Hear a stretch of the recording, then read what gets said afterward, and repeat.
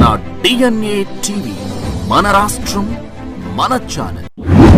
నమస్కారం, వార్తలకి స్వాగతం. ఈనాటి వార్తా విశేషాలు. 2027 గోదావరి పుష్కరాల నిర్వహణపై ముఖ్యమంత్రి చంద్రబాబు నాయుడు సచివాలయంలో సమగ్ర సమీక్ష నిర్వహించారు. అత్యంత ప్రతిష్టాత్మకంగా పుష్కరాలు జరిపేందుకు అన్ని శాఖలు సమన్వయంతో పనిచేయాలని సీఎం ఆదేశించారు. 2027 పుష్కరాలకి ముందే పోలవరం ప్రాజెక్టుని పూర్తి చేసి జాతికి అంకితం చేస్తామని వెల్లడించారు. 6 జిల్లాల్లో 525 ఘాట్లని సిద్ధం చేసి 9 నుంచి 10 కోట్ల మంది భక్తులకి సౌకర్యాలు కల్పించేలాగా ప్రణాళికలు సిద్ధం చేస్తున్నారు. అమరావతి 2027లో జరగనున్న గోదావరి పుష్కరాల నిర్వహణపై ముఖ్యమంత్రి చంద్రబాబు నాయుడు సచివాలయంలో అఖండ గోదావరి అభివృద్ధి ప్రాజెక్టుపై సమీక్ష నిర్వహించారు. మంత్రుల కమిటీతో పాటు దేవాదాయ, వైద్యారోగ్యం, పురపాలక, పంచాయతీరాజు, జల వనరుల శాఖల ఉన్నతాధికారులతో సీఎం సమగ్రంగా చర్చించారు. అత్యంత ప్రతిష్టాత్మకంగా పుష్కరాలని నిర్వహించేందుకు అన్ని శాఖలు సమన్వయంతో పనిచేయాలని సీఎం ఆదేశించారు. 2027 పుష్కరాలకి ముందే పోలవరం ప్రాజెక్టుని కూడా పూర్తి చేసి జాతికి అంకితం చేస్తామని ఈ సమీక్షలో సీఎం వెల్లడించారు. ఇటీవల ఉప ముఖ్యమంత్రి పవన్ కళ్యాణ్ క్షేత్రస్థాయిలో పర్యటించి ఇచ్చిన సూచనల్ని పరిగణలోకి తీసుకుని పనులు చేపట్టాలని ఈ సందర్భంగా స్పష్టం చేశారు. పోలవరం, ఏలూరు, తూర్పు గోదావరి, పశ్చిమ గోదావరి, కోనసీమ, కాకినాడ జిల్లాలో పుష్కరాల పనులు జరుగుతాయని ఈ సందర్భంగా తెలిపారు. ఈసారి పుణ్య స్నానాల కోసం 9 నుంచి 10 కోట్ల మంది భక్తులు వస్తారని అంచనా వేసిన సీఎం ట్రాఫిక్ నియంత్రణ, శానిటేషన్, త్రాగునీరు, భక్తుల సౌకర్యాలపై ప్రత్యేక దృష్టి పెట్టాలని ఆదేశించారు. రాజధాని ప్రాంతంలో భూసేకరణ పేరుతో ప్రభుత్వం తమని వేధిస్తుందని ఆవేదన వ్యక్తం చేస్తూ పలువురు రైతులు మంగళవారం వైఎస్ జగన్ ని కలిశారు. తమకు కనీస సమాచారం లేకుండానే నోటిఫికేషన్లు జారీ చేస్తున్నారని, ఉన్న ఫలంగా భూములు ఇవ్వాల్సిందేనంటూ చంద్రబాబు ప్రభుత్వం బెదిరింపులకి దిగుతుందని వారు ఆరోపించారు. ఇప్పటికే తొలి విడతలో భూములు ఇచ్చామని మళ్లీ భూములు తీసుకుంటే తాము ఎలా బతకాలని రైతులు ప్రశ్నించారు. ఈ వ్యవహారంలో తమకు న్యాయం చేయాలని వారు జగన్ ను కోరినట్లు సమాచారం. సమర్థ నాయకత్వం, స్పీడ్ ఆఫ్ డూయింగ్ బిజినెస్ తో ఆంధ్రప్రదేశ్ ని ప్రపంచ పటంలో నిలబెట్టామని విద్యా, ఐటీ శాఖల మంత్రి నారా లోకేష్ అన్నారు. ముంబైలో bank of America new frontiers of growth conference లో పాల్గొన్న ఆయన రాష్ట్రంలో 3 ఎకానమిక్ రీజన్స్ అభివృద్ధి చేస్తున్నట్లు వెల్లడించారు. గూగుల్ ఎంత ముఖ్యమో ఎస్ఎంఈ కంపెనీలు కూడా అంతే ముఖ్యమని, ప్రపంచ స్థాయి నగరంగా అమరావతిని తీర్చిదిద్దుతామని స్పష్టం చేశారు. భవిష్యత్తుకి సిద్ధం చేయడం, ఆంధ్రప్రదేశ్ అనుభవం అనే థీమ్ తో బ్యాంక్ ఆఫ్ అమెరికా నిర్వహించిన 2026 ఇండియా కాన్ఫరెన్స్ లో మంత్రి నారా లోకేష్ పాల్గొన్నారు. ఫైర్ సైడ్ చాట్ లో ఆయన మాట్లాడుతూ కొత్త రాష్ట్రం ఆంధ్రప్రదేశ్ ప్రగతికి 3 కారణాలు ఉన్నాయని తెలిపారు. మొదటిది ముఖ్యమంత్రి చంద్రబాబు నాయుడు దార్శనికత, రెండోది స్పీడ్ ఆఫ్ డూయింగ్ బిజినెస్, మూడోది డబుల్ ఇంజిన్ బుల్లెట్ ట్రైన్ సర్కార్ అని వివరించారు. విశాఖకు Google AI data centre, Arcelor Mittal green steel project ని 17 నెలల్లోనే ప్రారంభించామని తెలిపారు. రాష్ట్ర వ్యాప్తంగా 6.5 గిగావాట్ల సామర్థ్యంతో మల్టీ గిగావాట్ డిజిటల్ హబ్ నిర్మాణమే ప్రభుత్వ లక్ష్యమని ఈ సందర్భంగా ఉద్ఘాటించారు. 2028 నాటికి అమరావతి ప్రభుత్వ కోర్ సిద్ధమై ప్రపంచ స్థాయి నగరంగా దేశానికి అంకితమవుతుందని మంత్రి లోకేష్ హామీ ఇచ్చారు. Andhra, as all of you know, has gone through its own evolutionary process. We are now a new state. This is the 4th time around that we are building a capital city. We've had a bad phase between 19 and 24, but 3 distinct reasons why Andhra Pradesh post 24 is again able to position itself on the world map. One is our Chief Minister. The first point is because Mr. Naidu is known for building cities, Mr. Naidu is known for building new ecosystems, and now he's doing it all over again in Andhra Pradesh. So he's a leader with a proven track record. 2 is speed of doing business. So let's talk about what we've done for Google. Right, the entire data center ecosystem that we are now building up in Visakhapatnam, the pace at which that we are able to do is unheard of, where various other countries are actually envious about. Let's talk about the ArcelorMittal project that we have now that we've grounded in Andhra Pradesh in about 17 months. Even getting the environmental clearance, land, R&R closed, 3,000 acres given to them. It's going to be one of India's largest FDI investment in green steel. So speed, I can't emphasize the importance of speed, and that's again what sets us apart from other states. Third is what I call double engine bullet train sarkar. So while in India you have a lot of states which call about double engine train sarkar, I believe that Andhra Pradesh is the only state that has two, one of course our Prime Minister Narendra Modi ji and of course Mr. Naidu ji together, who are able to drive agenda positively and able to ground investments positively. తెలంగాణలో తన రాజకీయ కార్యకలాపాలపై జరుగుతున్న విమర్శలకి బెదిరింపులకి AP deputy CM Janasena అధినేత పవన్ కళ్యాణ్ తనదైన శైలిలో స్పందించారు. హైదరాబాద్ లోని తన నివాసంలో ఏర్పాటు చేసిన మీడియా సమావేశంలో ఆయన సంచలన వ్యాఖ్యలు చేశారు. హైదరాబాద్ లో ఎలా అడుగు పెడతావు అని కొందరు తనను బెదిరిస్తున్నారని వారిని ఉద్దేశించి పవన్ కళ్యాణ్ ఘాటుగా ప్రశ్నించారు. తెలంగాణ ఏమైనా మీ అయ్య జాగీరా అంటూ ఆయన ఓపెన్ ఛాలెంజ్ విసిరారు. తనకు రాజకీయాలంటే తెలంగాణ గడ్డపై ప్రత్యేకమైన అనుబంధం ఉందని, తన సినిమాల్లో సైతం తెలంగాణ స్ఫూర్తి కనిపిస్తుందని గుర్తు చేశారు. అంతేకాదు ఏపీలో నా తల తీసేయాలని కోనసీమలో కొంతమంది అంటుంటే ఇక్కడ అలాంటి బెదిరింపులు ఎదుర్కోవాల్సి వస్తుంది. అంతేకాదు ఏపీలో నా తల తీసేయాలని కోనసీమలో కొంతమంది అంటుంటే ఇక్కడ ఇలాంటి బెదిరింపులు ఎదుర్కోవాల్సి వస్తుంది. కానీ నేను భయపడను, నా ఇంటి అడ్రస్ ఇదే, చేతనైతే రండి అంటూ పవన్ కళ్యాణ్ తీవ్ర ఆగ్రహం వ్యక్తం చేశారు. తెలంగాణలో జనసేన పార్టీ ఎందుకు పోటీ చేయకూడదని ఆయన నిలదీశారు. ప్రజలు కోరుకుంటే ఖచ్చితంగా తెలంగాణ ఎన్నికల్లో జనసేన పోటీ చేస్తుందని, ప్రజా సమస్యలపై గలం ఎత్తుతుందని స్పష్టం చేశారు. తెలంగాణకి నాకెంత ప్రేమ ఉందో నేను ప్రూవ్ చేసుకోవాల్సిన అవసరం విమర్శించే నాయకులకు లేదు. నేను మీకు చెప్పాల్సిన అవసరం కూడా లేదు.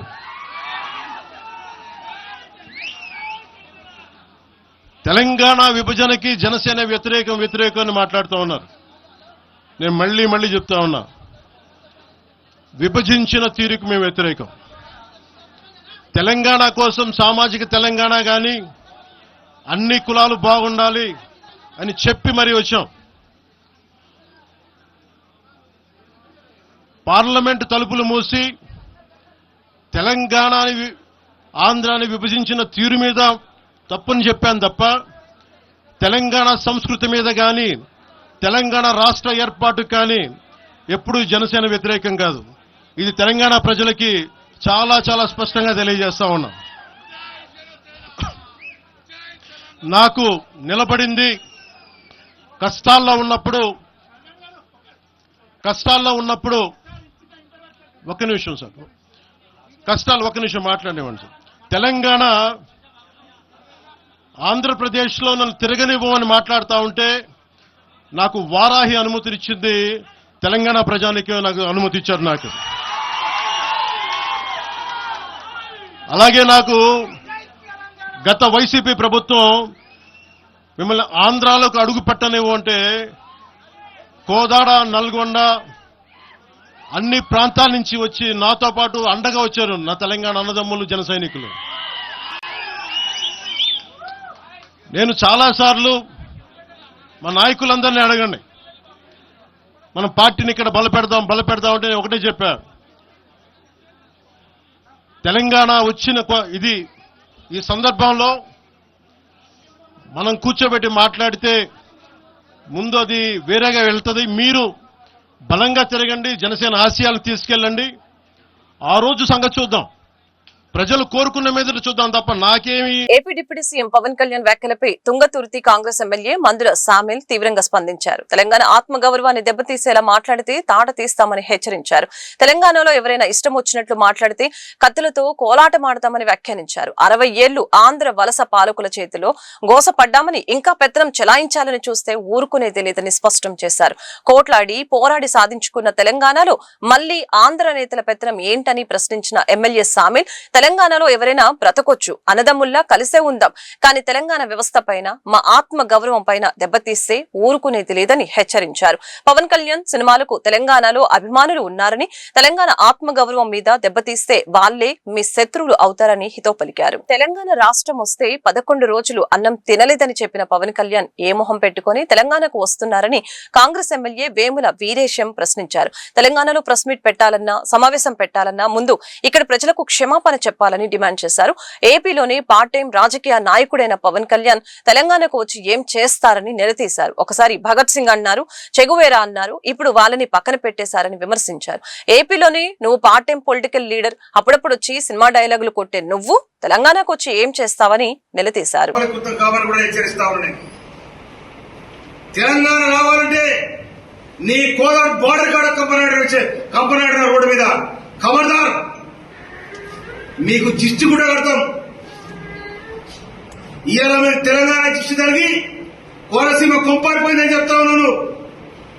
కోనసీమ కొబ్బరి తోటలు ఎండిపోయి తెలంగాణ దిష్టి తాగినట్టున్నావు. కానీ మీకు దిష్టి కూడా కడతాం. ఎక్కడ మా పెళ్లిగా పోతే తెడ్డు మసిమంతా సిద్ధి ఎట్లా కట్టావో ఇవి కూడా మీ కాడ కడతాం నిశ్చయంగా. ఖబర్దార్. తెలంగాణ ప్రజానికం వందలాది మంది అమరులైతే తెలంగాణ వచ్చింది. ఈ అమరత్వాన్ని చూసిన సోనియా గాంధీ గారు ఇలా తెలంగాణ ఇచ్చింది. ఇచ్చిన తెలంగాణను బాగు చేసుకోవడానికి మా ప్రయత్నాలు మీకు జరుగుతూ ఉన్నాయి. మీకు రాజధాని లేదు, రాజధాని కోసం నాలుగు తీరు తట్టాలు పడుతుంది. మీరు అక్కడ బాగు చేసుకోండి. అన్నదమ్ములో కలిసిందాం. కానీ మా ఇంట్లో మా పొయ్యిలో మీరు అడుగు పెడితే పొయ్యి కాలుద్దన్న సంగతి మర్చిపోవచ్చు. మా సిలిండర్కి నిప్పెట్టడానికి ప్రయత్నం చేస్తా ఉన్నారు. కానీ ఆ సిలిండర్ ద్వారా మేము వండుకొని తింటున్నాం. మాలో ఇబ్బంది పెట్టకండి. తెలంగాణ ప్రజలకు ఆత్మగౌరవంతో తెలంగాణలో ఎవడన్నా కానిపోని మాటలంటే కత్తుల కోరడం అనేది తెలంగాణ.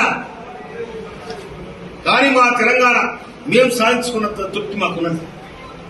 దాని వెనుకాల సబ్బండ జాతులు, సబ్బండ పార్టీలు, మీ ఆంధ్రకున్న పార్టీలే 2009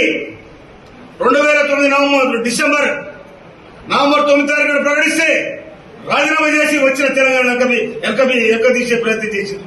అయినా కూడా 2013 జూన్ 2 తారీఖు నాడు తెలంగాణ రాష్ట్రం ఏర్పడింది. ఏర్పడిన తెలంగాణ రాష్ట్రంలో ఇక మీ పెత్తనం లేటి, మీ సాగుబాటు ఏంటి? మీరు హైదరాబాద్ బతకవచ్చు. హైదరాబాద్ నీళ్లు మాయి, గాలి మాది, రోడ్లు మాయి, తినే తిండి కూడా మాది. మీరు బతుకొద్దంటలేదు, మీకు తిరగొద్దంటలేదు. కానీ మా ఆత్మగౌరవం మీద, మా వ్యవస్థ మీద తెలంగాణ రాష్ట్రం వస్తే 11 రోజులు అన్నం తినలేదని చెప్పిన పవన్ కళ్యాణ్ ఏ మొహం పెట్టుకుని తెలంగాణకు వస్తున్నారని కాంగ్రెస్ ఎమ్మెల్యే వేముల వీరేశం ప్రశ్నించారు. తెలంగాణలో ప్రెస్ మీట్ పెట్టాలన్నా, సమావేశం పెట్టాలన్నా ముందు ఇక్కడ ప్రజలకు క్షమాపణ చెప్పాలని డిమాండ్ చేశారు. ఏపీలోని పార్ట్ టైం రాజకీయ నాయకుడైన పవన్ కళ్యాణ్ తెలంగాణకు వచ్చి ఏం చేస్తారని నిలదీశారు. ఒకసారి భగత్ సింగ్ అన్నారు, చెగువేరా అన్నారు, ఇప్పుడు వాళ్ళని పక్కన పెట్టేశారని విమర్శించారు. ఏపీలోని నువ్వు పార్ట్ టైం పొలిటికల్ లీడర్, అప్పుడప్పుడు వచ్చి సినిమా డైలాగులు కొట్టే నువ్వు తెలంగాణకు వచ్చి ఏం చేస్తావని నిలదీశారు. డ్రామాను పవన్ కళ్యాణ్ వేస్తున్న వేషాలని పొందుపెట్టమని చెప్పేసి ఈ సందర్భంగా మేము పవన్ కళ్యాణ్కి విజ్ఞప్తి చేస్తాం. తెలంగాణ రాష్ట్రం ఏర్పడి యావత్ తెలంగాణ సమాజం మొత్తం ఆనందాలతో సంతోషంతో ఉన్న సమయంలో తెలంగాణ ఏర్పాటును నిరసిస్తూ 11 రోజులు అన్నం నీళ్లు మానేసిందని చెప్పుకున్న నువ్వు, అరిగోసపడ్డటువంటి నువ్వు, ఏర్పాటును అనువనున్న వ్యతిరేకించిన నువ్వు ఈరోజు తెలంగాణ గడ్డ మీదకి ఏ ముఖం పెట్టుకుని వస్తావు?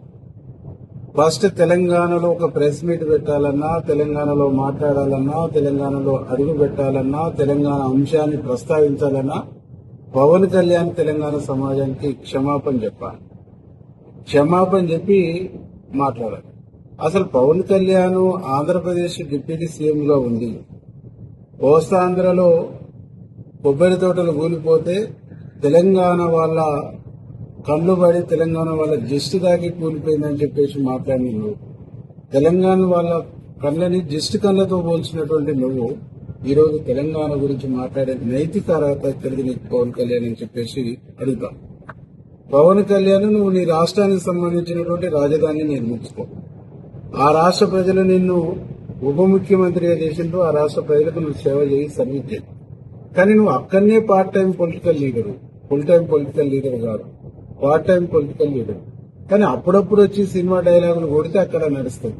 కానీ తెలంగాణకు వచ్చేసి ఎవరి ప్రయోజనాల కోసం తెలంగాణలో ప్రశాంతంగా ఉన్న, సుభిక్షంగా ఉన్న తెలంగాణని ఇలా రెచ్చగొట్టి, ప్రాంతీయ తత్వాన్ని రెచ్చగొట్టేసి ఒక అశాంతిని క్రియేట్ చేసేటువంటి ప్రయత్నం చేస్తాం.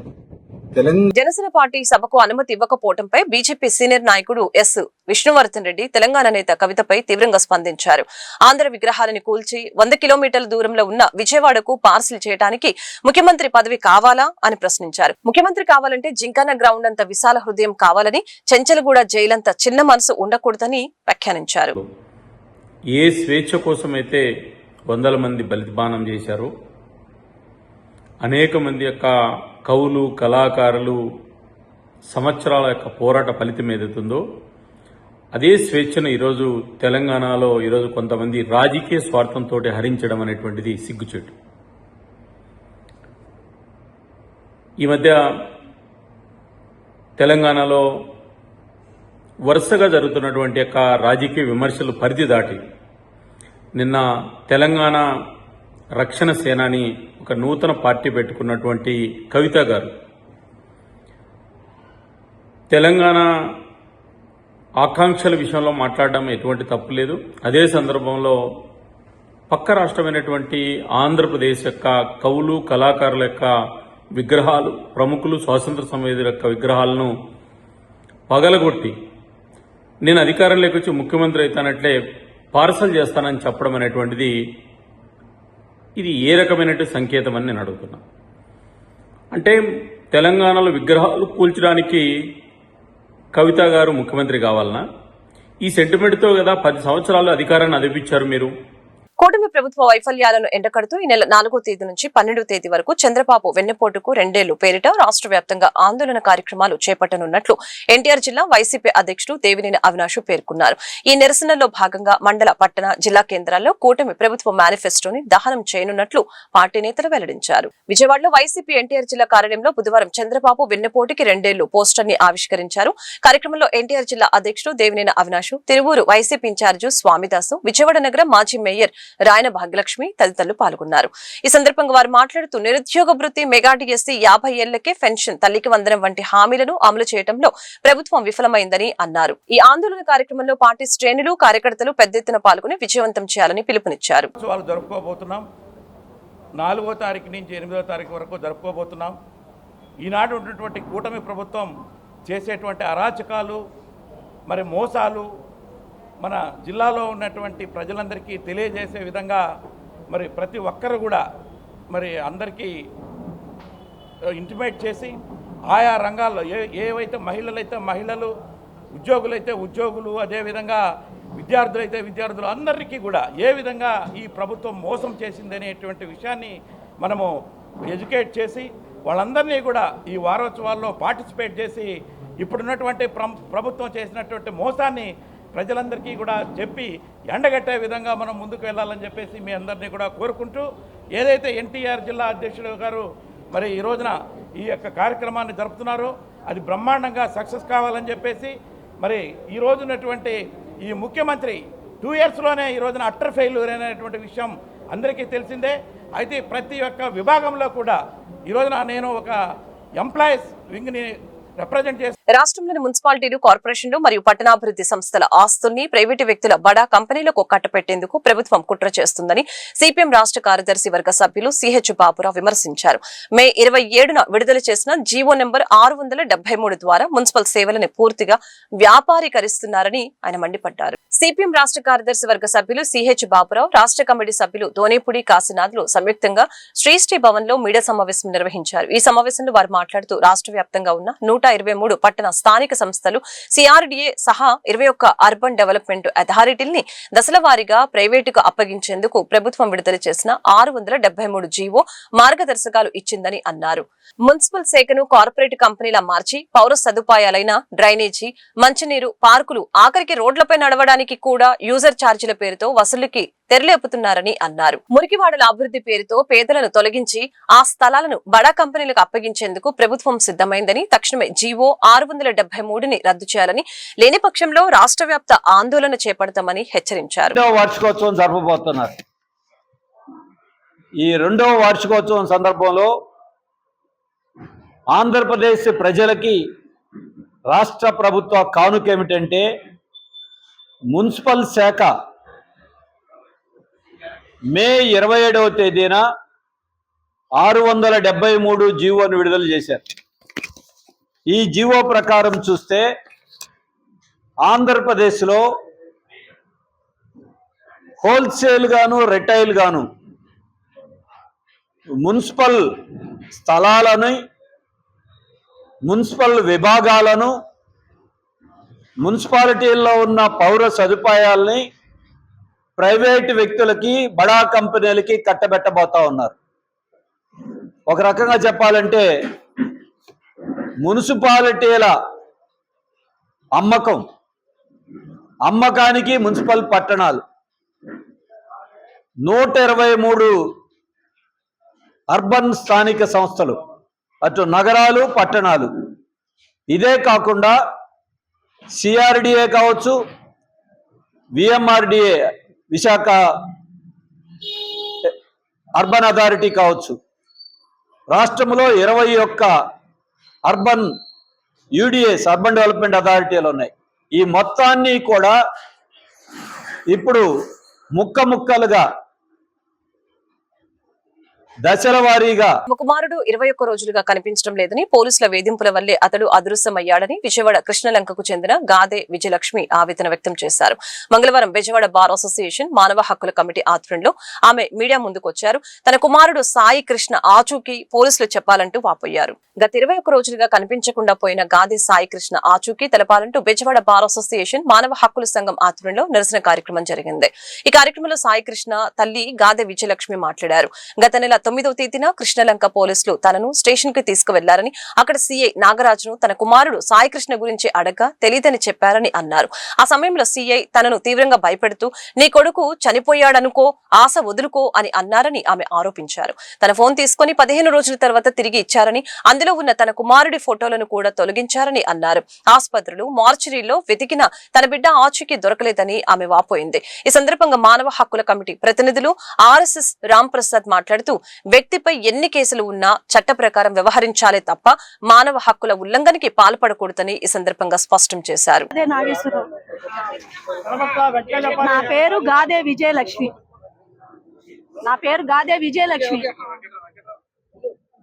నా భర్త పేరు గాదే నాగేశ్వరరావు.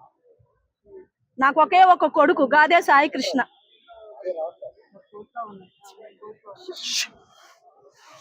చెప్పండి. చెప్పమ్మా. నాకు ఒకే ఒక కొడుకు గాదే సాయి కృష్ణ అండి. గత 9వ తారీఖు, పోయిన నెల 9వ తారీఖున కృష్ణలంక స్టేషన్ నుంచి 2 కానిస్టేబుల్ మా ఇంటికి వచ్చారు. వచ్చి నా చేతిలో ఉన్న ఫోన్ తీసుకొని నిన్ను కృష్ణలంక సిఏ గారు నాగరాజు గారు రమ్మన్నారని చెప్పి తీసుకొచ్చారు. ఉదయం 11 గంటలకి. నేను వెళ్ళిన తర్వాత లోపల నన్ను పిలిచి నీ కొడుకు ఎక్కడా అని అడిగాడు. అడిగితే మా అబ్బాయి ఇక్కడ ఉండట్లేదు కదా అయ్యా, వెళ్ళిపోయాడు కదా అన్న. అంటే ఏమన్నాడు ఆయన, నీ కొడుకుని చంపేస్తా, నీ కొడుకు చచ్చిపోయాడు అనుకో, ఆడ ఆశ వదులుకో, నువ్వు వెళ్ళి బయటకు వచ్చో అన్నాడు నన్ను. నాకు భయం వేసి ఏంటయ్యా అలా అంటున్నారు, అలా అనమాకండి, నాకు ఉన్నదాడు ఒక్కడేనయ్యా, ఎన్నో కష్టాలు పడి బతికించుకుంటున్నాను, అనమాకండి అయ్యా అన్న. వెళ్ళిపోను ముందు అన్నాడు.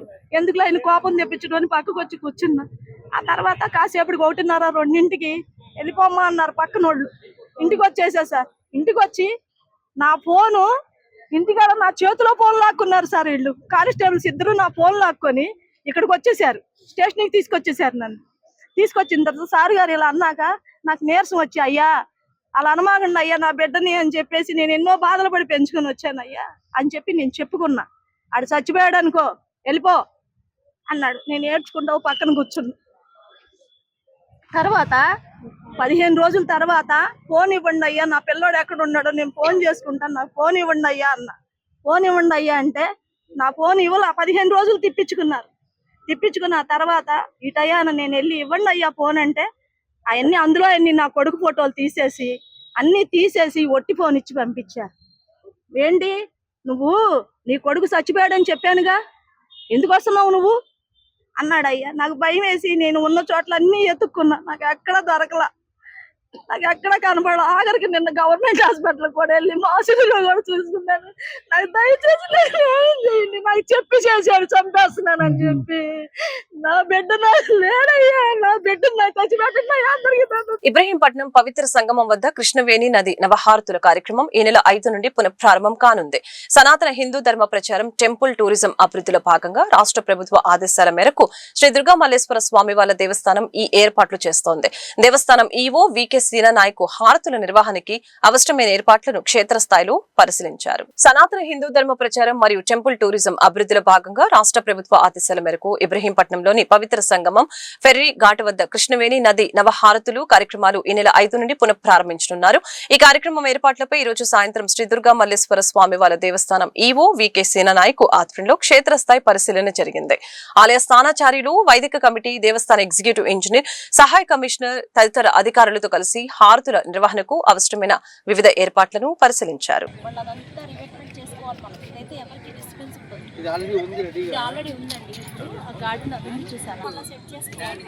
నదికి ఎదురు నుంచినట్టుగా మనం ఫోకస్ చేసి చూపించుకోవాలి సార్. మేజర్